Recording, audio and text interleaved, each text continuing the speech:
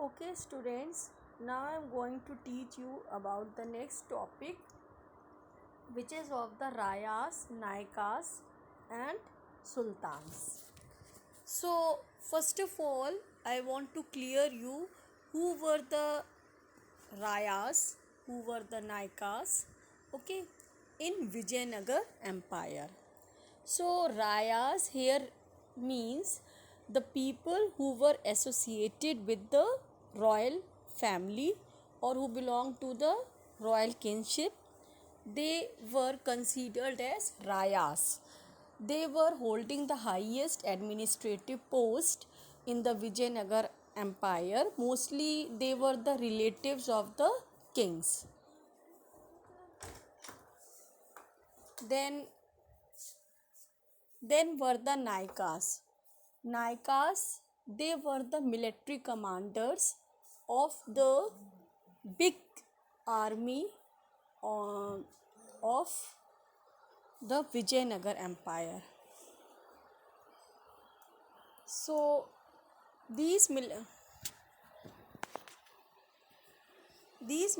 commanders, they were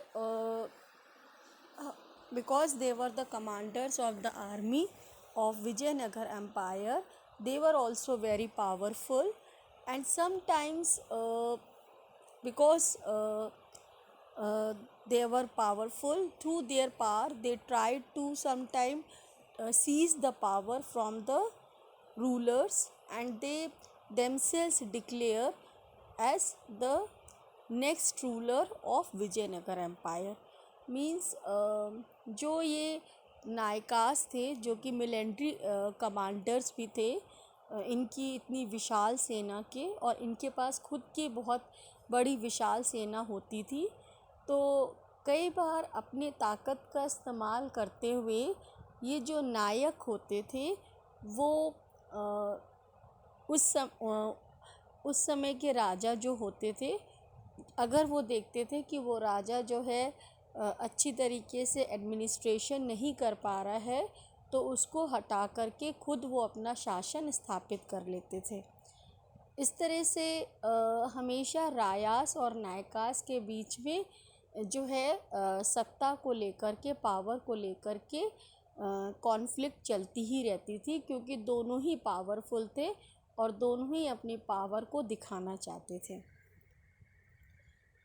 According to tradition and epigraphic evidence, two brothers Harihar and Bukka founded the Vijayanagar Empire in 1336. जो उनको Colin McKenzie को जो inscriptions में मिला है, जो उन्होंने पत्थरों में जो खुदा हुआ जो उनको प्राप्त हुआ है, और जो उन्होंने उसको समझा है, तो उसके अनुसार कि इस पूरे विजयनगर साम्राज्य की स्थापना दो भाइयों ने करी थी, जो कि संगम डायनेस्टी के वंशज थे, हरिहर और बुक्का, 1336 में। This empire included within its fluctuating frontiers people who spoke different languages and followed different tradition। और ये कह रहे हैं कि ये जो इतनी बड़ी साम्राज्य की स्थापना हरिहर और बुक्का, जो कि संगम वंश के थे, उन्होंने स्थापना की थी।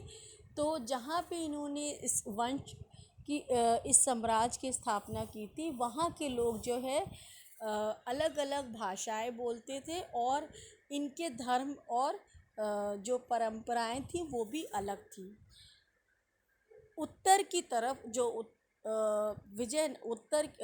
विजयनगर के उत्तर की तरफ बहुत सारे उस समय के समकालीन शासक थे, क्योंकि ये पूरी जो साम्राज्य था ये पूरा ही कर्नाटका से लेकर के दक्षिण भारत तक फैला हुआ था। तो इनका जो उस समय का समकालीन जो शासक थे वो इनके उत्तर की तरफ थे, जिससे कि इनका हमेशा जो है किसी न किसी रूप से इनकी प्रतिस्पर्धा होती ही रहती थी अपने साम्राज्य के विस्तार को लेकर के।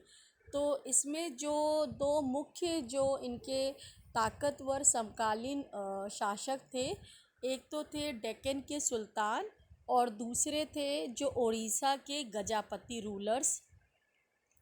और ये जो विजयनगर साम्राज्य के जो राजा थे, जो सम्राट थे, वो भी चाहते थे कि उड़ीसा को जीत लेना और नॉर्थ की तरफ अपने साम्राज्य का विस्तार करना, क्योंकि उड़ीसा बहुत ही जो है उनके लिए बहुत ही अच्छी जगह थी। और उनका ये मानना था कि एक तो वहाँ पे उपजाऊ मैदान है जहाँ से उनको काफ़ी जो है कृषि कार्य करने में मदद मिल जाएगी, वहाँ के घने वन से उनको, और वहाँ पे हाथी बहुत ज़्यादा पाए जाते थे जिन और उस समय हाथियों का इस्तेमाल जो है युद्ध के लिए किया जाता था। तो उसी की सेना ताकतवर मानी जाती थी जिसकी सेना में ज़्यादा से ज़्यादा हाथी होते थे। और उनका ये भी मानना था, क्योंकि उड़ीसा के ईस्ट की तरफ जो कोस्ट लाइन थी, उससे उनको ये लगता था कि अगर वो उड़ीसा के ऊपर अपना शासन स्थापित कर लेंगे तो वो उस कोस्ट लाइन का इस्तेमाल ईस्ट की कंट्रीज़ के साथ, ईस्ट की तरफ जो फॉरेन कंट्रीज़ हैं, जो विदेशी देश हैं, उनके साथ व्यापार को बढ़ाने के लिए कर सकते हैं और इससे उनका और व्यापार जो है बढ़ेगा। For control for the fertile, और ये साथ में रिवर वैलीज़ के लिए, the rulers of Vijayanagar borrowed concepts and building techniques which they then developed further। इस तरह से जो विजयनगर के शासक थे, उन्होंने जो है अपने समकालीन शासक जो उत्तर में राज्य कर रहे थे, जैसे कि डेक्कन के सुल्तान, उनसे भी उन्होंने काफ़ी कुछ सीखा। मतलब उनकी प्रतिस्पर्धा तो चलती ही रहती थी अपने साम्राज्य के विस्तार को लेकर के, और इसकी वजह से कई बार युद्ध की स्थिति भी पैदा हो जाती थी। लेकिन इसके बावजूद भी जो विजयनगर साम्राज्य के पहले के शासक थे, उनके उत्तर के तरफ जो दक्षिण के जो सुल्तान थे, उनके साथ काफ़ी अच्छे संबंध थे और उनका आपस में न केवल वैचारिक आदान प्रदान चलता था और इनका आपस में व्यापार भी होता रहता था। और जो विजयनगर साम्राज्य के लोग थे, उन्होंने उन सुल्तान की कुछ अच्छी बातों को अपने साम्राज्य में लागू भी किया था। Karnataka साम्राज्यामु। While historians use the term Vijayanagar Empire, contemporaries describe it as Karnataka Samrajyamu। इतिहासकर्ताओं ने इस पूरे विशाल साम्राज्य को विजयनगर साम्राज्य बताया है, लेकिन जो उस समय के समकालीन लोग हैं, क्योंकि ये विजयनगर साम्राज्य कर्नाटका में स्थित था, इसलिए इसको कर्नाटका साम्राज्यमु यानी कर्नाटक साम्राज्य कह के बुलाया है। ओके, तो इसकी पेंटिंग्स के बारे में तो मैंने आपको बता दिया था। ये कॉलिन मैकेंजी की पेंटिंग है और ये इनकी असिस्टेंट है।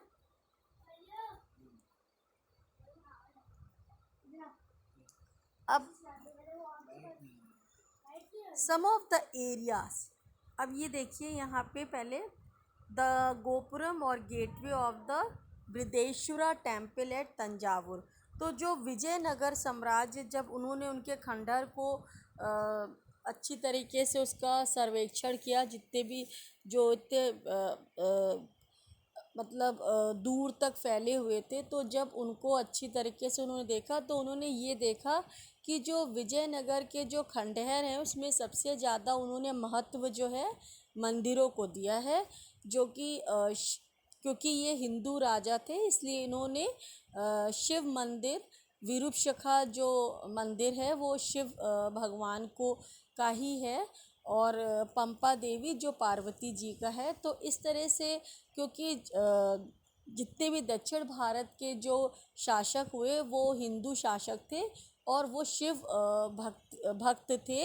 तो वहाँ पे जो मंदिर पाए गए हैं विजयनगर साम्राज्य में, वो ज़्यादातर शिव मंदिर हैं। तो आप ये देख सकते हैं, ये एक मंदिर है जो कि तंजावुर में है। और इस मंदिर का खासियत ये है कि इसका जो एंट्रेंस द्वार है यानी प्रवेश द्वार है, वो कितना विशाल है। तो उस समय जो मंदिरों की खासियत होती थी हिंदू मंदिरों की, उनके जो मंदिर के जो मेन जो गेटवे होता था, जो मुख्य दरवाज़ा प्रवेश द्वार जिसको कहते थे, वो काफ़ी विशाल होता था। और विशाल इसलिए बनाया जाता था क्योंकि उस समय राजा हाथी पे सवारी करते थे, तो इसलिए काफ़ी विशाल दरवाज़ा बनाया जाता था। Some of the areas that were incorporated within the empire had witnessed the development of powerful states such as those of the Cholas in Tamil Nadu and Hoysalas in Karnataka. ये कह रहे हैं कि जो विजयनगर साम्राज्य जब स्थापित हुआ था 14वीं शताब्दी में, तो उससे पहले विजयनगर साम्राज्य के स्थापित होने से पहले यहाँ पे अलग अलग शासक थे जो कि यहाँ पे राज्य करते थे, जिसमें कि मुख्य जो प्रमुख शासक थे वो चोलास थे जो कि तमिलनाडु के थे। फिर होयसलास थे जो कि कर्नाटक में राज्य कर रहे थे। और इसके अलावा जो थी रूलिंग एलाइट्स भी थी, मतलब जो रूलिंग एलाइट्स वो होती हैं जो रॉयल फैमिली को बिलोंग करती है और बड़े घराने की होती हैं, जैसे कि जमींदार या सामंत। ठीक है। और इनके संरक्षण में इन मंदिरों का निर्माण कराया गया था, क्योंकि उस समय जितने भी भव्य और बड़े मंदिरों का निर्माण करवाया जाता था वो राजाओं के संरक्षण में करवाया जाता था। राजा जो था वो मंदिरों के निर्माण के लिए काफ़ी ज़मीन को अनुदान करता था, ग्रांट करता था। Land grants were made for constructing the temples and land grants were made for constructing the temples and by the kings, and also they also funded for construction, for the purpose of construction of temples, because with the construction of temple, these magnificent temples, they wanted to show their opponents their wealth and power। मतलब मंदिरों का निर्माण करके, इन भव्य मंदिरों का निर्माण करके वो अपने विरोधियों को ये दिखाना चाहते थे कि वो काफ़ी ताकतवर हैं और उनके पास काफ़ी पैसा है, इसलिए उनसे इतनी आसानी से युद्ध में उनको जीता नहीं जा सकता है। तो इस तरह से वो अपने वैभव का सारी दुनिया को दिखाने के लिए इन विशाल और भव्य मंदिरों का निर्माण कराते थे।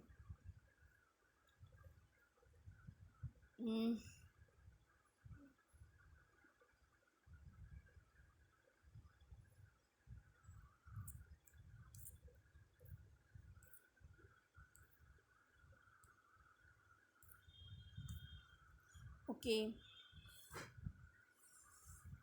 अब हम आ जाते हैं जैसे कि बृहदेश्वरा टेम्पल एट तंजावुर, जो कि काफ़ी भव्य मंदिर है, and the Chennakeshava temple at Vellore. The rulers of Vijayanagar, who called themselves Rayas, built on these traditions and carried them, as we will see, literally to new heights। तो ये जो विजयनगर के जो शासक थे जो कि अपने आप को रायास कहलवाते थे, इन्होंने भी इस मंदिर निर्माण को प्रमुखता दी और अपने संरक्षण में, राज्य के संरक्षण में भव्य मंदिरों का निर्माण कराया गया, ताकि अपनी वैभव और अपनी संपन्नता को ये और दूर दूर तक फैला सके, उसकी लोकप्रियता को, कि वो काफ़ी वैभवशाली और समृद्ध राज्य हैं। और इनके मंदिरों को ही देख करके जो भी विदेशी आए वो इनके संपन्नता को समझ सकें।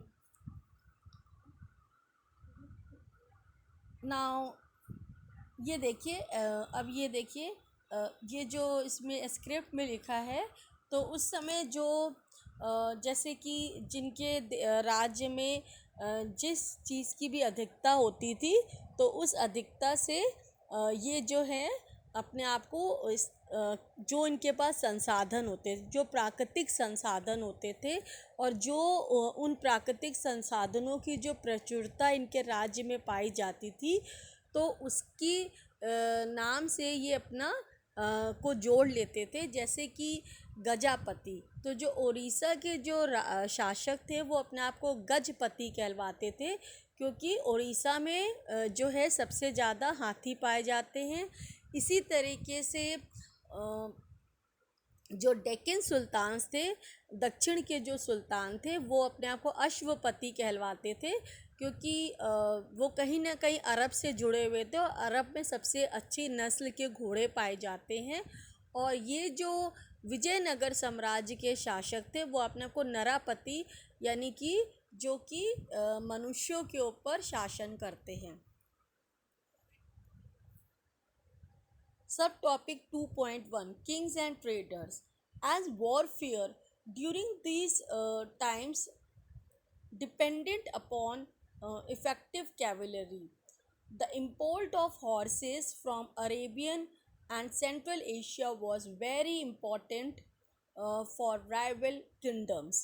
ये कह रहे हैं कि उस समय जो है युद्ध का निर्णय और युद्ध जो है वो घुड़सवारों के ऊपर निर्भर होता था। जिस सेना में ज़्यादा घुड़सवार और काबिल घुड़सवार होते थे और घोड़े होते थे, तो ये ज़्यादा संभावना रहती थी कि वह सेना ही युद्ध जीतेगी। तो इसके लिए अपने सेना में अच्छे अच्छे घोड़े शामिल करने के लिए, जो कि काफ़ी तेज दौड़ने वाले हों, उनके लिए ये जो विजयनगर साम्राज्य के शासक थे, ये अरब लोगों के साथ व्यापार करते थे, अरब व्यापारियों के साथ व्यापार करते थे, जो कि इनको अच्छी किस्म के घोड़े उपलब्ध कराते थे। और इसके बदले जो दक्षिण भारत में पाए जाने वाले मसाले वो ये इनको देते थे या बेचते थे। इस तरह से इनका एक्सचेंज चलता था। और इसको जो व्यापारी लोग इसका व्यापार को करवाने में मदद करते थे, उनको खुदरई चिट्टीस कहा जाता था। चिट्टीस मतलब मर्चेंट्स यानी व्यापारी। From 1498 other actors appeared on the scene. और आपको भी मालूम होना चाहिए कि वास्को डी गामा जो है पोर्चुगल नेविगेटर था, जिसने कि भारत की खोज 1498 में की थी, जब वो कालीकट में उतरा था। और उसने भी इसके बारे में बताया है कि उसने भी विजयनगर साम्राज्य के बारे में वर्णन किया है अपने ट्रैवलॉग में। और उस समय जो है उसके आने के बाद से बहुत सारे यूरोप के व्यापारी भारत में आने लगे थे, और न केवल उन्होंने व्यापार के लिए आते थे, बल्कि उन्होंने व्यापार को आगे बढ़ाने के लिए दक्षिण भारत की कई जगह पर अपने स्टेशंस भी बना लिए थे, मतलब फोर्टिफिकेशंस भी कर लिए थे, जहाँ पे कि वो जो भी माल जिसको वो ले जाना चाहते थे, गुड्स जिसको वो एक्सपोर्ट करना चाहते थे, उसको वहाँ पे रखते भी थे। और अपनी सुरक्षा के लिए उन्होंने अपनी वहाँ पे एक छोटी सी सेना या छावनी भी स्थापित कर ली थी। तो इस तरह से अभी तक तो इनका अरब व्यापारियों के साथ ही व्यापार हो रहा था, जो कि मुख्यतः घोड़ों के लिए था। लेकिन यूरोपियंस के आने के बाद अब इनका यूरोप के साथ यानी कि पश्चिम से काफ़ी व्यापार बढ़ गया था। और इस तरह से इनका जो है, और ये पश्चिम के व्यापारियों के साथ, जो कि पोर्चुगीज़ के व्यापारी थे, उनके साथ भी काफ़ी व्यापार इसलिए करते थे क्योंकि पोर्चुगीज़ लोगों ने इनको मस्कट्स की तकनीक दी थी। मस्कट्स एक तरह की पिस्तौल होती है, और ये इनको लगता था इसका इस्तेमाल युद्ध में करके ये युद्ध को जीत सकते हैं।